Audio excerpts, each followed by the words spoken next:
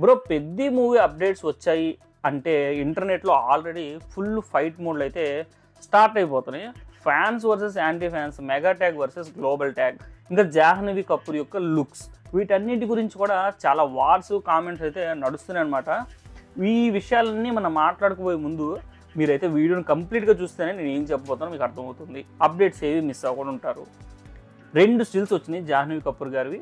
అవేవో tick talk glamour కాదు bro, attitude full Telangana గర్ల్లా కనిపిస్తుంది నాకు. పోస్టర్లో హుక్స్ కానీ, ఆ రస్టిక్ కాస్ట్యూమ్ కానీ, ఆ యాంగ్రీ యాటిట్యూడ్ ఐస్ కానీ, ఇదంతా జాహ్నవికి ఫస్ట్ టైం రా మాస్ రోలా అనిపిస్తుంది. హాట్ లాగా ఉందా లేకపోతే లోకల్గా ఉందని మీ మాటల్లో కామెంట్స్లో అయితే చెప్పే పవర్ మీ దగ్గర ఉంది బ్రో. సో కామెంట్ చేయండి.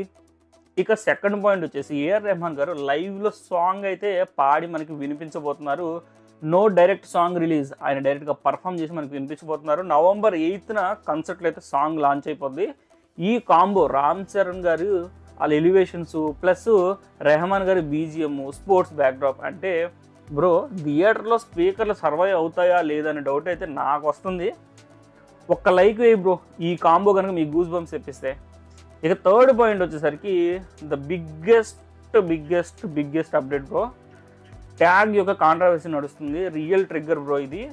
టీమ్ అఫీషియల్గా గ్లోబల్ స్టార్ ట్యాగ్ రిమూవ్ చేసేసి బ్యాక్ టు మెగా పవర్ స్టార్ని యూజ్ చేస్తున్నారు. ఇది ఫ్యాన్స్కి రెస్పెక్టా ఆర్ సేఫ్ గేమా? ఇక్కడ కామెంట్ వార్ అయితే స్టార్ట్ అయిపోతుంది బ్రో. చెర్రీ ఫ్యాన్స్ ఏమో చెప్తున్నారు ట్యాగ్ ఏదైనా సరే, ఏ క్యారెక్టర్ అయినా సరే చరణ్ ఒక్కటే మామూలుగా చేయడం అంటున్నారు. కానీ యాంటీ ఫ్యాన్స్ చెప్తున్నారు గ్లోబల్ స్టార్ అని ట్యాగ్ ఎందుకు పెట్టారు, ఇప్పుడు ఎందుకు తీస్తున్నారు అంటున్నారు. So now you tell me bro, mega power star అన్న ట్యాగ్ మీకు నచ్చితే కనుక మెగాని కింద కామెంట్ చేయండి. గ్లోబల్ స్టార్ అనే ట్యాగ్ మీకు నచ్చితే కనుక గ్లోబల్ అని కింద కామెంట్ చేయండి. బ్రో ట్యాగ్ ఏదైనా సరే మనోడి క్యారెక్టర్, మనోడి పర్ఫార్మెన్స్ ఎలా ఉంటాయో మనకు తెలుసు. RRRలో చూసాం, అలాగే రంగస్థలంలో కూడా చూసాం.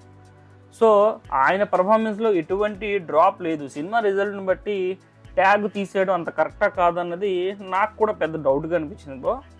ఇంకా నెక్స్ట్ వచ్చేసరికి ఇన్ని విషయాలు జరిగాయి పెద్ద సినిమా చుట్టూతా. ఒక పక్క హైప్ ఉంది, ఇంకో పక్క ఏఆర్ రెహమాన్ గారి మ్యూజిక్ ఉంది, మరో పక్కనేమో ఆ ఫస్ట్ రిలీజ్ అయిన పోస్టర్లు, టీజర్లు అన్నీ కూడా వైబ్ పెంచేస్తుంటే, ఇప్పుడు ఈ సినిమా మీద మనకు ఉన్న వైబ్ ఎలాంటిదో కూడా మనం మాట్లాడుకునే ప్రయత్నం చేయాలి కదా బ్రో. పెద్ద వైబ్ ప్రొడక్షన్ గురించి మాట్లాడుకుందాం. పోస్టర్ టోన్ చూస్తుంటే రంగస్థలం వైబ్ ఉంది, ఇంకా చెప్పాలంటే అంతకంటే స్ట్రాంగ్ వైబ్ ఉంది. ప్లస్ హీరోకి చాలా స్ట్రాంగ్ ఎమోషన్స్ ఉన్నట్టుగా కనిపిస్తున్నాయి. అతనికి లైఫ్ మీద క్లారిటీ ఉన్నట్టుగా ఆ ఫస్ట్ డైలాగ్తోనే అర్థమైపోద్ది. ఒకేలా బతకడానికి జీవితంలో ఇన్ని రోజులు ఎందుకు అంటాడు. చాలా బాగుంది.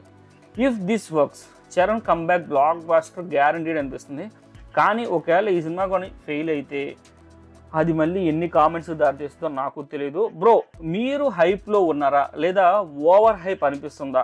కామెంట్లో అయితే కింద చెప్పడానికి ప్రయత్నించండి. Anti fans to welcome bro. మీకు ఏమనిపిస్తే అది కామెంట్ చేయండి. ఎందుకంటే ప్రతి ఒక్కరికి ఒపీనియన్స్ ఉంటాయి కదా బ్రో. ఈ ఛానల్లో స్ట్రైట్ టాక్ ఉంటుంది. ఫ్యాన్స్కి కూడా సాఫ్ట్ కాదు, యాంటీ ఫ్యాన్స్కి కూడా ఫియర్ లేదు, అందరూ సమానమే. మన సినిమా గురించి మాట్లాడుకుంటున్నాం, కింద కామెంట్ చేసుకోండి. So if you like this రా స్టైల్ సబ్స్క్రైబ్ ఇప్పుడే చేసే బ్రో, లేదంటే మళ్ళీ ఛానల్ మిస్ అయిపోతావు. నా మాటని ఇప్పుడే సబ్స్క్రైబ్ చేయి. నీకు ఏది అనిపిస్తే అది కామెంట్ చేయి బ్రో. ఇక్కడ దాపరికాలు లేవు.